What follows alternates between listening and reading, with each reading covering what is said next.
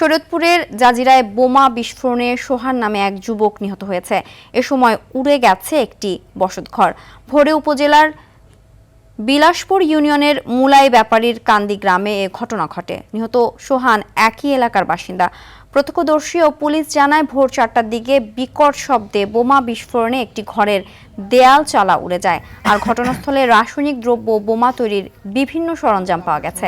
Jazeera থানার OC সালে আহমেদ জানান, গত কয়েকদিন ধরে এলাকায় উত্তেজনা চলছিল। ভোরে বিকট শব্দ পেয়ে স্থানীয়রা গিয়ে দেখেন একটি ঘরের লণ্ডভণ্ড অবস্থা। এর কিছু দূরে এক যুবকের মরদেহ পাওয়া যায়।